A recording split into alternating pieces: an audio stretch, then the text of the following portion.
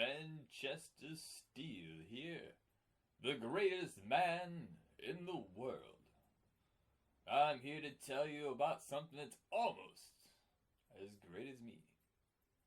The Back in Toons Super Show, hosted by Michael and Jacob. And you should have a good time.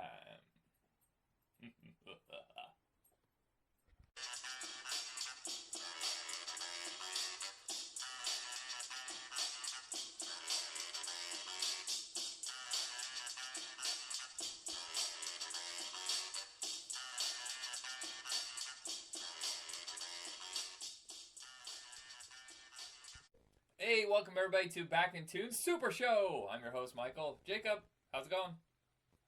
Hey, it's going good. Oh, my legs are killing me. I went on a huge hike the other day for 4 hours. God, what Yeah. were you doing? Looking for treasure? Yes, and I found a hobbit. Oh, nice. Yeah. And wait a minute, you live somewhere very, very hot. Why would you walk this far in like 9,000 degree weather? Oh, no, I did it early in the morning. Oh, that's right. I forgot what morning looks like. This is about as early as I get up. 10. I'm not an early riser. All right, everybody. This episode, we are going to be discussing the works of Jay Ward. If you don't know who Jay Ward is, he is the co-creator or just the main creator behind great hits like Rocky and Bullwinkle, Dudley Do-right, George of the Jungle, Super Chicken, Tom Slick, Crusader Rabbit, and so much more. And we thought about just doing Rocky and Bullwinkle. We're like, you know what? Why don't we just get all his stuff out of the way in a special episode? Right, I know, it makes sense because he made so many classic, iconic cartoons. I mean, gosh, I would wake up every morning watching George of the Jungle. Yes. Sometimes before I went to school.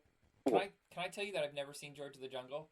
I had, before we discussed this, I realized I have never seen. I've seen the movies, but I've never seen the cartoon. And but Rocky and Bullwinkle was constantly playing when I was a kid.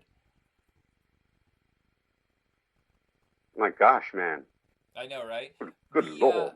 Good Lord, man. I actually thought until last week that he was also responsible for Tennessee Tuxedo, but I was way off on that one. It's like a similar style, similar format, but he had nothing to do with Tennessee Tuxedo or Underdog, and they all kind of have like a similar feel, a look. I really thought Underdog was one of his projects too. My God, Yeah. I love that. I love that cartoon. All right, so before we hop into our conversation, let's go ahead and play the theme song to Rocky and Bullwinkle. I mean, come on. I mean, just the name Underdog was... Yeah? What about it? Do it now! Okay, I'll do it now. Okay.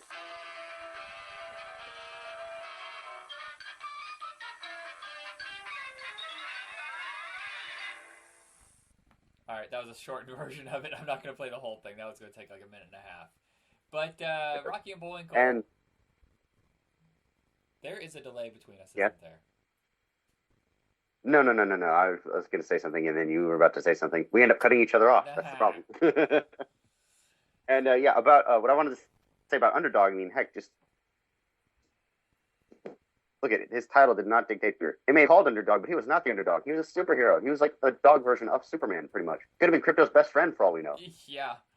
The underdog, well, he's the underdog because his real-life persona is, kind of nebbish. It's something that, as underdog himself, he was not kind of like, he's a loser, he's a shucks kind of guy, but, as underdog... He won't make it. Why am I not thinking of his character? What was Underdog's regular name? Shoeshine... I forget. Shoeshine Shit. His name was Shoeshine Shit. It was a really progressive show. Shoeshine Shit. It was the first show on HBO, and Underdog was a filthy superhero. Liar! I just want to play real quick. Underdog was actually my favorite of the bunch, and I thought it'd be kind of cool if we threw that music in for that as well. Oh, yeah, definitely.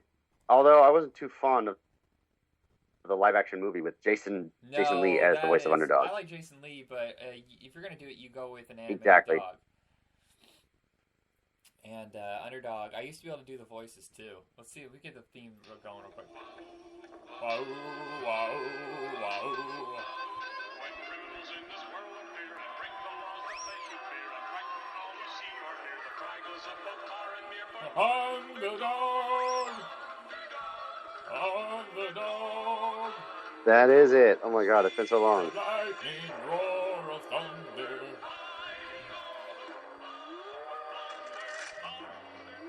Yeah, his real name was Shoeshine. Yeah, it wasn't just Shoeshine though. It was Shoeshine and something else.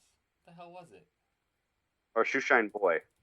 That can't be it. Shoeshine Boy? That is like really low levels of thought there. You know what? I have to apologize. I have literally just woken up, so I'm usually on fire during these episodes. Let's get back on page. Before we get into Underdog, we are going to discuss Rocky and Bullwinkle. Now, Rocky and Bullwinkle was not his first success. It was actually Crusader Rabbit, but I actually watched Crusader Rabbit, and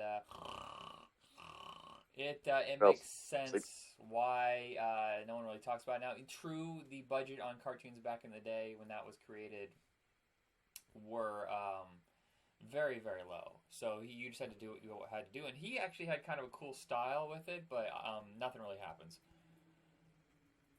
But it was. Oh yeah, no. Yeah, it was Rocky and Bullwinkle is the one that really his name was Shoeshine Boy. This is insane. But like we were saying, Jay Ward had nothing to do with Underdog.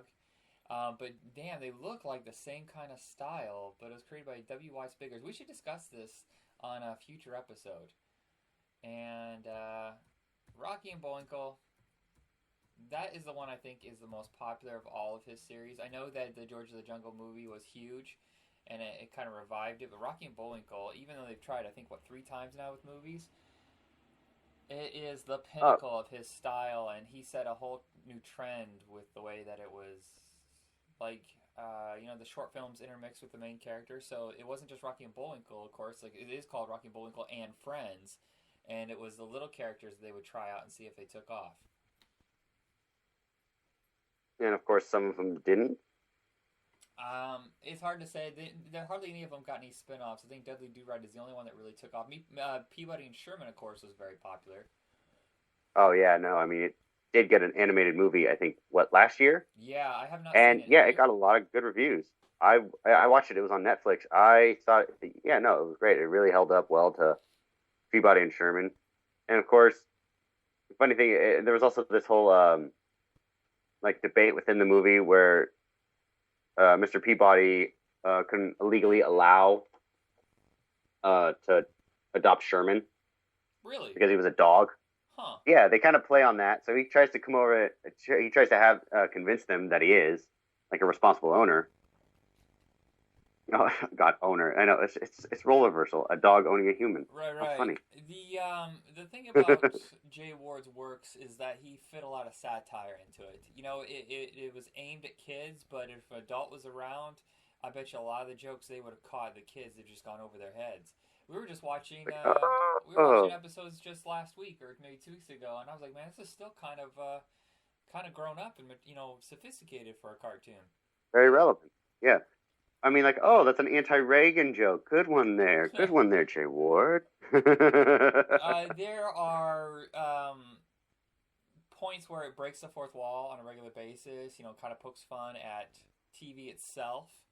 And a lot of that stuff can only get across really with animation. I notice the best satire tends to be with animation because live-action TV, I feel like there's too many people in the mix, and it gets washed away. People aren't going to get this. Just get rid of it. Not true. Hogwash. They do get it. And also, as far as the movies go for Rocky and Bullwinkle, I can only recall 2. Boris and Natasha, which the I movie think is excellent. I love the Boris and Natasha movie. The Boris and Natasha. Yeah, the one that's who started? Oh yeah, Sally Kellerman and Dave Thomas. Yeah, from SCTV. Manchester Steel here. I was close friends with Boris and Natasha. Boris hates my guts now because I slept with Natasha. Damn fine woman. You lying son of a bitch. Nope, it's all I call true. bullshit on you. It's in my biography. Oh yeah, really? Totally true tales. Was it? Oh really? Well, was there a tape? Is there a tape? Is there any evidence? I mean, come on, every star has one. I accidentally ate the tape. I was very hungry. I was in the middle of eating the moon. And I forgot that cassette tape that I had the sex on.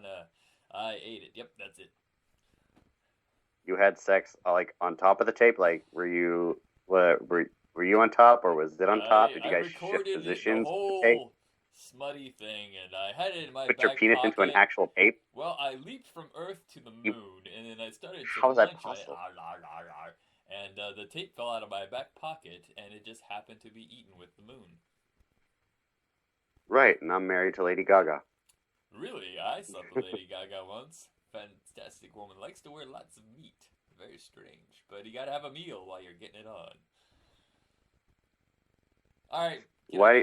Get out of here, Manchester. That's ridiculous. Get out of here. That doesn't make any sense. Yeah, no, you better get him out of here. I'll punch him in the face next time he comes around here. I'll cut out his tongue. Yeah, the Boris and Natasha movie is actually really entertaining, and sad part is, I believe it was released straight to video. It sat on the shelf for a long time. This was at the tail end of like the whole comic strip popularity that kicked off with Superman and Popeye and Flash Gordon. And by the late 80s, a lot of those were just like cast aside. The Brenda Steele movie, Spirit was a TV movie, Boris and Natasha, and no one had any interest, so they all went straight to video or barely released. And then all of a sudden Batman comes out, and all of a sudden the renewed interest. Dick Tracy comes out, Rocketeers, Shadow. Ninja Turtles? Yeah, well, Ninja Turtles is actually straight up comic book. I was talking like retro style comic strip stuff. Oh yeah, no, Teenage Ninja Turtles was an animated series. Yeah, but I'm talking like the old style, like Annie, that kind of stuff, the stuff you would get in the newspaper. Yeah. And it'd also be set in the past. A lot of that stuff, it was starting to get nostalgic for the 40s and 30s. Right. Okay, when it came to Boris and Natasha, it was like a $1 million budget, and it only made about $294,000. Yeah, it was definitely like, oh, we don't know what to do with this. We just throw it out. All right, we'll just put it out in the theaters for a week and then straight to video. But it is infinitely better than the 2000 movie. That one is epic in its disaster. It just the animation's fine, but it's the story, the jokes, the actors who are playing Boris and Natasha, and number one, I think it's this character number one, is just Robert De Niro. Yeah, it's so boring. And I think it cost like $100 million. I know. And they made like 12. Ow. Yeah, I'm exaggerating a bit, but I'm pretty sure these are like. I'm pretty sure they all grew up watching these as well, so I'm pretty sure it was just a kind of a personal thing for them to do it. Yeah. But it's like, come on. I was off. It cost $76 million and it made $35 million. I'm sure it made a great deal on video. This is when DVD was a new thing and everybody was buying DVDs like crazy. Mm-hmm. Yeah, I just remember. Oh God. It was just so. It was kind of funny how like I think it was Janine Garofalo. She's like the head of the. I think it was that was the actress who played her. She was like head of the executive studios, looking through all these scripts, going no, no, no. That's pretty. I'm pretty sure that's what happened with the Rocky and Bullwinkle movie. That's how they ended up making it, because they're going through old scripts like, oh hey, let's bring this back. Yeah, the Kenneth Lonergan. I'm pretty sure that he wrote. He wrote You Can Count on Me, Gangs in New York. He's a really good writer. Just somehow it just didn't work with this movie. Rocky and Bullwinkle, I'm trying to think of the other ones that were included. Of course, there's Dudley Do-right, which became a movie, which I actually really enjoy, and it was also a massive flop. Which is a bummer. Sadly. Yeah, it's awesome. I know, and it was funny because they cast Brendan Fraser in it as a star, and he was already George of the Jungle. Right. And it cost $70 million. It made $9 million. That's pathetic. Dudley Do-right? Yeah. It's sad. It got released over Labor Day weekend, and the week before Labor Day weekend, which is notorious for being the worst of the summer.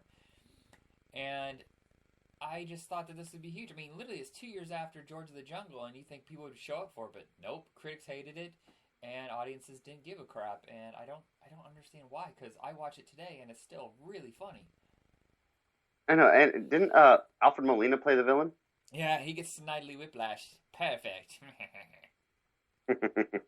All right. No, okay, George of the Jungle, I think. I'd have to say George of the Jungle, I think, was the one I think was the best of those movies. I'm okay with it. I saw that in the theaters, and I wasn't too excited. Oh, I did. I mean, I loved the car. I went apeshit for the cartoon as a kid, and all of a sudden, they get the same narrator too, the one who did the animated series in the Dudley Do-right movie. And John Cleese as the voice of Ape was, very spot on and perfect. Oh, right. That I was mean, John Cleese is great in that. I thought the animatronic work on it was fantastic. Disney didn't spend a lot of money on it. They only spent 17 million. This is before Disney decided that every movie they make must cost 150 million dollars. They used to make small budget movies, and they got really creative with special effects. And you know, they would get character actors or guys who were kind of under the radar to show up instead of going, well, let's just pay whoever's on the A list, give them $25 million, and let's just spend, spend, spend. And then look at the international box office and go, oh, crap. What next? Yeah, they don't need to spend that much money. And as far as it goes, when it comes to like animatronics or like build like actual creature effects, studios just don't like it. They don't think it'll work. They want complete computer generated imagery Yeah, I don't because they understand want why to be you don't more like. splashy. I like hand drawn animation, and TV seems to be owning um, that style. But now everything in the film has to be CGI and nothing else. Kids will not accept it. Yes, they will. Yeah, you just have to give it to them. It's usually the stuff that's usually Exactly. hand drawn in the theaters is of lower quality. Like the script is just isn't as good. So it's not the style; it's the story.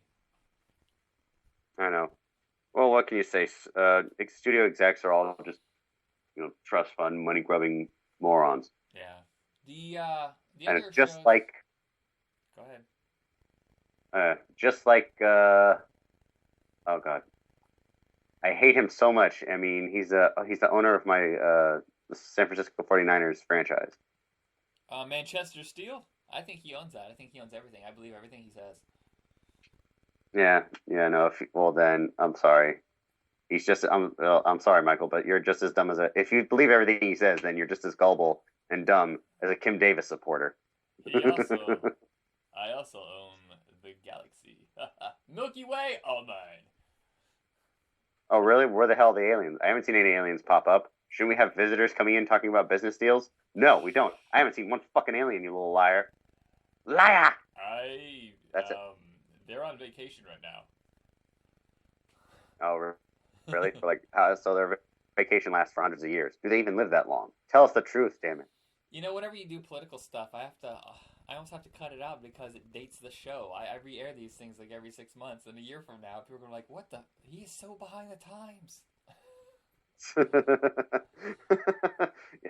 Yeah, no, it's all good. Never mind. Oh, Okay, Jandy so Ork, that's the guy's name. the other stuff in it, fractured fairy tales, which of course would be like twisted, demented versions of the classic stuff like Rapunzel. I always enjoyed those. The ones I didn't really get were Aesop and Son. Oh, they're like morality tales, and it just didn't work for me. Mr. Know-It-All, which is fun. Basically, Oh, Bullwinkle sits there and tries to explain something that he apparently has no idea about. of course not. He's Bullwinkle. Bullwinkle never gets it unless it was food. There is a Bullwinkle amusement park up here in Oregon, and here's the weirdest thing. It's called Bullwinkle's.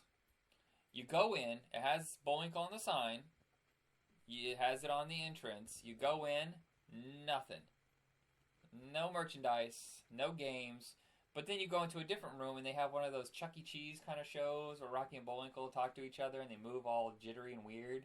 And that's it. And I was like, why don't you guys have any merchandise? They go, well, we own the name, but the restaurant is owned by someone else. And I was like, that, what? That makes no sense. How do you license the name for an amusement park, but the restaurant in the amusement park has nothing to do with Bullwinkle? How do you not have any t-shirts or hats or toys? And she's like, I don't know. Pathetic. You don't know. You simply just don't know. Well, I assume most people at fast food places don't know because they're like 12. Yeah, I know. But you'd be surprised. Even the people who are working at fast food places are all adults now. Yeah, because nobody has any money now. You know what's funny is General McBragg. Do you remember Commander McBragg? He's actually really close to Manchester Steel and the fact that he was a character that just made shit up all the time. Do you know this character at all? Which character? General McBragg. Mm, no, I can't remember. You'd have to Okay. refresh. He was actually part of the Tennessee Tuxedo Show, but for some reason, for a short period of time, they would interlace his stuff into the Rocky and Bullwinkle. I never knew that, and maybe that's why. Maybe that's why I'm confused on who owns what. But I guess maybe they were owned by the same company for a while. I don't know. You would have been old enough to remember that in order for it to be like significant. So I should probably stop talking about it now. Hee hee.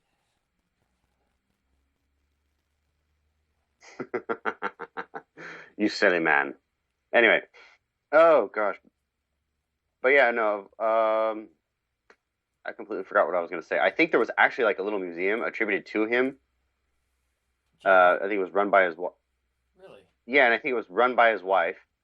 And yeah, I remember Kevin Smith actually posting a Throwback Thursday photo and talking about it. And of course, when he went there with his daughter, Harley, I think she was like 10, and it turns out the place was gone. No kidding. That sucks. What do I you know. suppose happened to all the stuff? Ah, who knows? Probably in some collector's basement or some storage warehouse, from what I remember. Yeah. Also, Go ahead. yeah, no, the animation for Captain Crunch and the creation of Captain Crunch was from Jay Ward. They even did the cartoons, not commercials for that. Yeah, I At thought first. that the animation style was similar. Yeah, no, he does, and Captain Crunch looks like he would belong in the world of Rocky and Bullwinkle. He just comes out of nowhere, crashing his ship on everything, Yeah, yeah. inebriated from rum Wasn't there another and one too that much. he designed? Ah, woof! I cannot remember for the life of me. I'm sorry, laddie.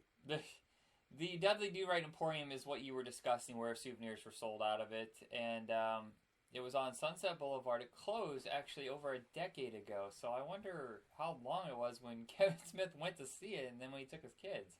That's a big difference. Oh yeah.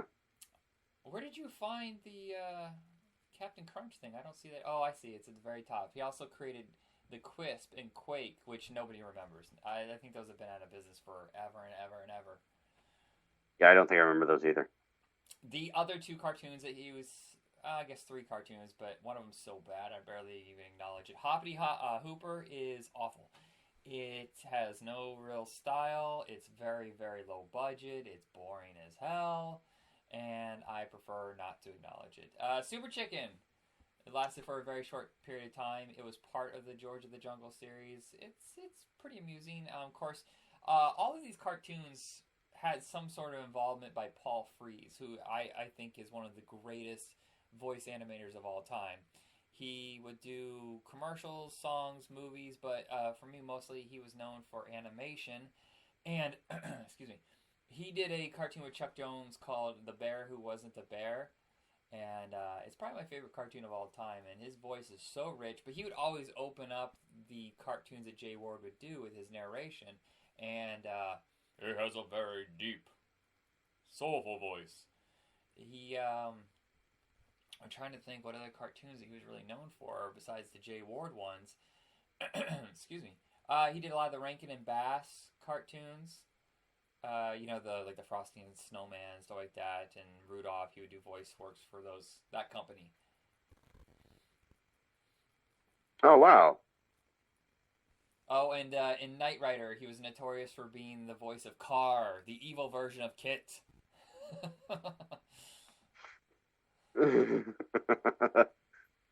Oh God. And I wonder I'd never seen that episode. I wonder what Carr looked like. Was he the exact opposite, like Bizarro? Was he a Bizarro Kit? Like he just was all beat up and mangled and talked all weird? Or is he like Reverse Flash, where instead of a red highlight and black paint, was he red paint and a black highlight? I gotta check that out. Okay. Yeah, I'll have to. And the last one that he created man. was Tom Slick. Now, I really enjoy Tom Slick. It's not huge budget like usual, but the opening is one of the greatest openings ever. His animation is just unbelievable. It's on target the whole way, And the stories are really weird and exciting, and this one you really need to find because it's not exactly well known. It's kind of disappeared over the years.